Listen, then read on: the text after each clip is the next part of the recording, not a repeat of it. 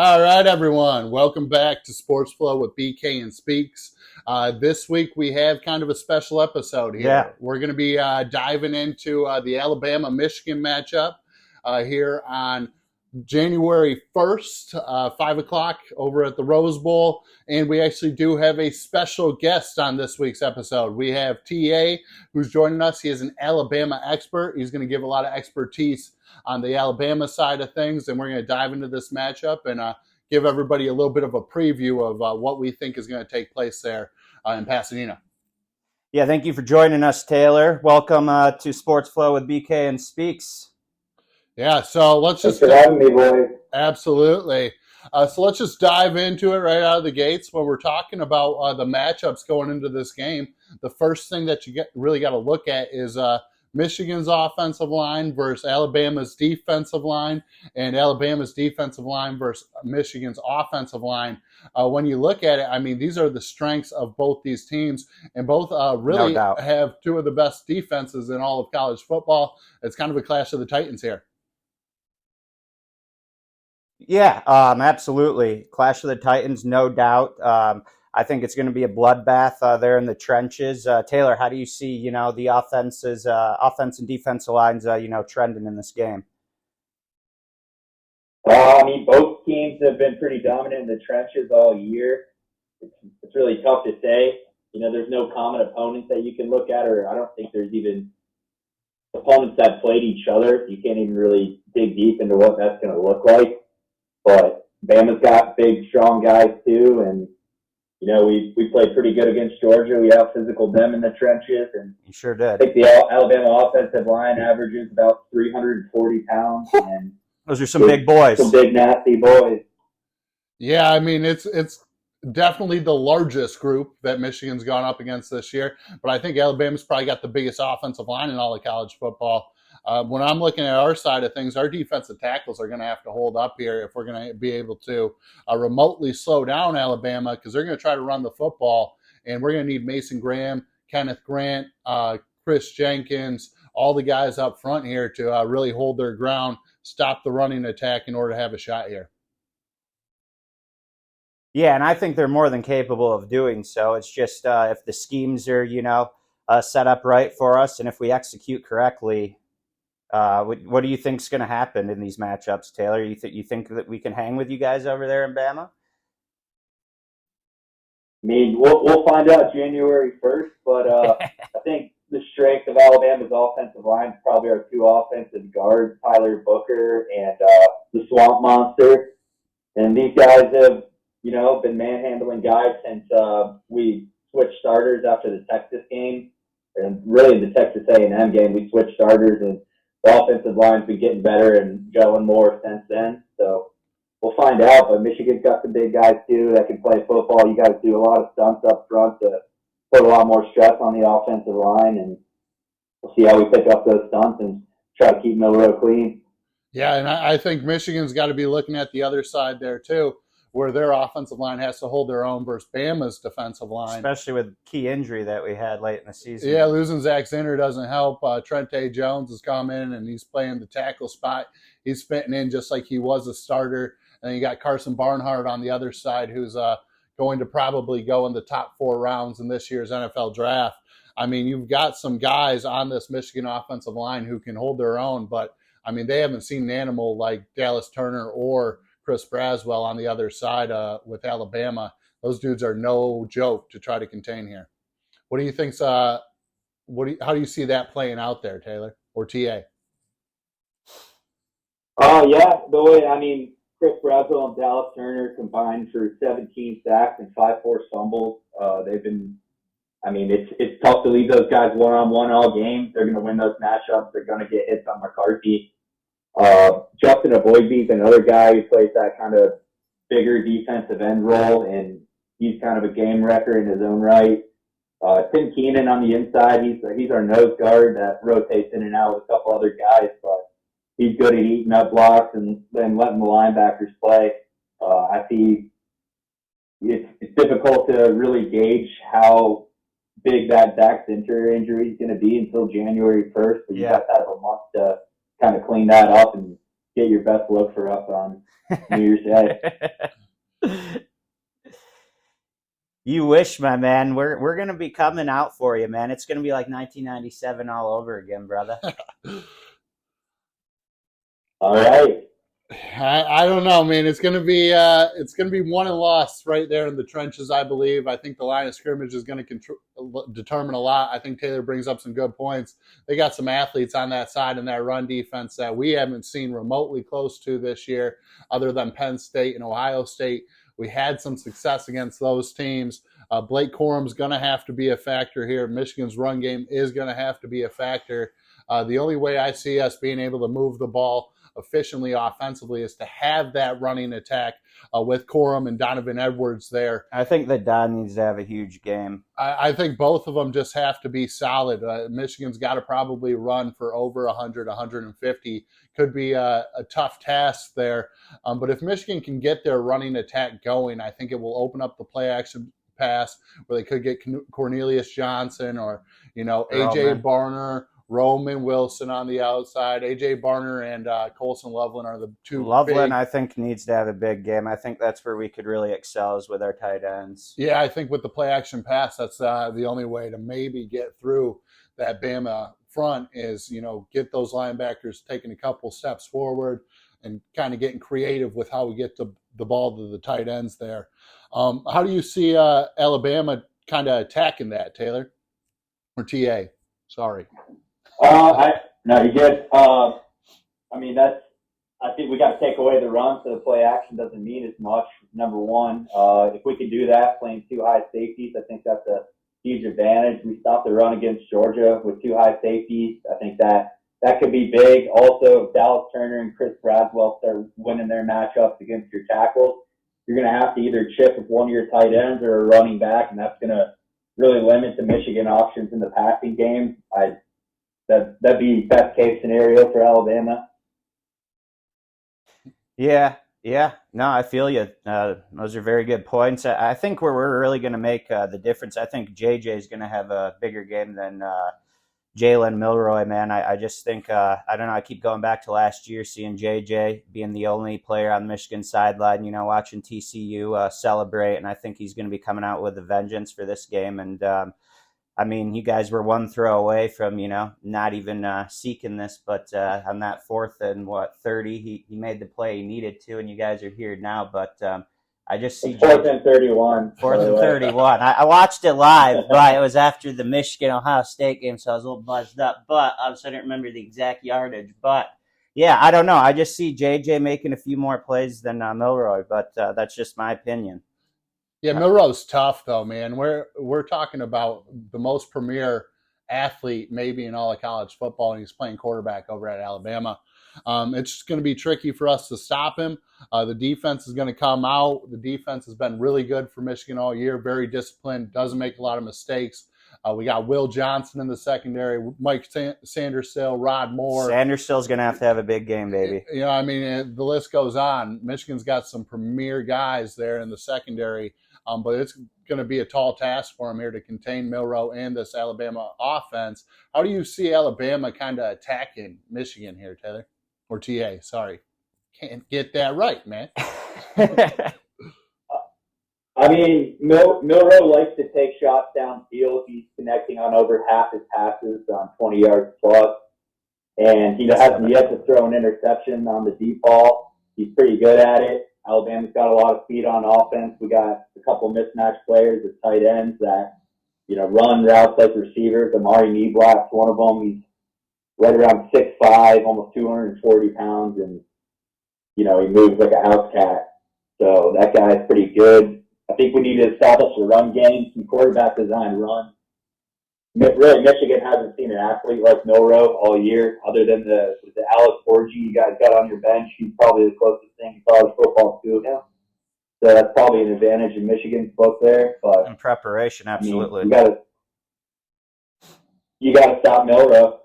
To win this game in zone or man, you play man, you're going to have your back turned to him. If he gets loose, it's going to be a big play. If you play zone, Milroy's got to be disciplined and take what you give him.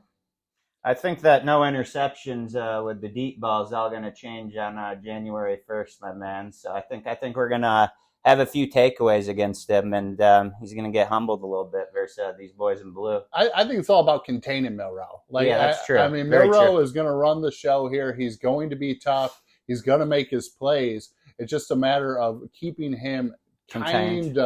contained there so he doesn't get these big plays. Because if Alabama's hitting some big plays here, Michigan could be in trouble. I think that's where they're going to have the most success against us. I think they got the ability to run the football. If they can run the football, they get Milrow out in space. All of a sudden, that becomes a little bit more problematic for Michigan. Got to stay disciplined. But I mean, you make a good point there, Taylor, where Alex Orji is kind of a comparable person to him. Michigan's going to be able to somewhat prepare for him, but they haven't seen anything like Milrow. So when we're I would agree with that.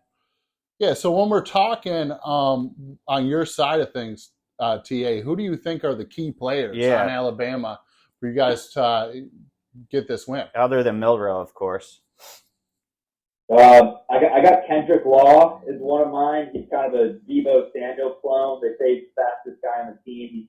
He's 5'11", 200 pounds. We'll line him up at running back. We do a lot of reverses, toss sweeps to him, try to get him to the outside on the edge, and he's a problem to bring down in the open field. Reminds me of Gibbs the other a one little I kind bit. of say what? He reminds me of Gibbs a little bit. Yeah, no, I can see that completely. He's a monster. Hell yeah. The other one would be Jalen Milrow. Obviously, we already touched on that, and Amari Neblack. I think Michigan's linebackers are really big, and I think if we can find that matchup, I think that's the one that Tommy Rees is going to look to dial up, try to get your big linebackers on Amari Neblack. Yeah, I think you make some good points there. I think Barrett's probably going to draw most of that attention, where Barrett will probably have to defend him. They'll throw some zones at Milrow too, but it'll come down to Michael Barrett and Junior Colston kind of trying to hold their own there versus these big-time athletes over there in Alabama. What concerns me is your guys' secondary, if we're being honest as a Michigan fan. I think you guys have all the ability in the world to potentially shut us down on the outside. I think Roman Wilson's a big playmaker. I think Cornelius Johnson's very good. I think Michigan's got weapons on the outside, but they haven't seen a secondary like this. And I don't think anybody's got a secondary as good as Alabama other than Michigan. It's going to be a tall task there for Michigan to get the passing game going. JJ needs to play damn near perfect for us to, have a shot at this game. And I think he's up for the task. And we'll find out, but I do agree that this is the toughest secondary that we've seen to date. So, Harbaugh's going to have, JJ ready. And, I think JJ's ready for the moment too. Do you see JJ being able to have any success in this game, TA? Give me your honest opinion. I saw JJ have success against Ohio State. I don't think they have near the secondary that Alabama has. He didn't look as sharp against Penn State. No. I think Alabama likes the matchup outside. I think, having Caleb Downs, like I said earlier, if we can play two high safeties, I think they're going to be pretty tight windows that JJ is going to have to consistently hit. And that's, with the pressure of, can you guys stop Dallas Turner and Chris Braswell when we know you have to throw? Yeah, I agree with you. And I think that comes down to Michigan being able to run the football again. Yep. The way to slow down pass rushers is to be able to run the rock. I'm not sure we're going to have a ton of success with it, but it at least needs to be established in order for Michigan to get this offense flowing. I think this could be a slugfest, though, man. I think both defenses could come out, and this could be like a real low-scoring game, and whoever hits 30 first is going to end up winning it. Yeah, I kind of see the game playing out exactly like that myself, to be 100% honest. I think it is going to be kind of a slugfest back and forth, and whoever hits that 30 mark first, I think, has the better chance of winning the game. Is that kind of how you see it as well, TA? I think the over and under is set at like 46 or something like that, so that kind of aligns with right what you guys are saying right now. Yeah. Hell yeah. I think it's right in that little territory. I'm going to dive into my prediction here. It's going to be a slugfest like we're talking about. I think, back forth, back forth. I think Michigan comes up with some stops in the red zone, holds Alabama to some field goals. Alabama has a very good kicker this year. And I think Michigan ends up squeaking this one out 27-23 with their defense playing well and the running game being there just enough. I think Corum probably gets 80 yards. Edwards probably chips in with another 40 or 50. And I think Michigan finds enough success in the play action passing game in order to do this. But it's going to come down to A.J. Barner and Colson Loveland on Michigan's offensive side in the passing attack. They're going to need to use these tight ends in creative ways in order to chip these pass rushers for Alabama and get these guys open and into space. What do you think about your prediction over there, TA? So my predictions, I gotta note that Harbaugh's 1-6 in the postseason of late. Like, he has not had success. Very true. Big losses in the playoffs since he's been there. Nick Saban's 8-2 against number 1 overall teams at Alabama. I gotta go with Nick Saban in a month to prepare. I got Bama 27-20, and yeah. I like that score. I got.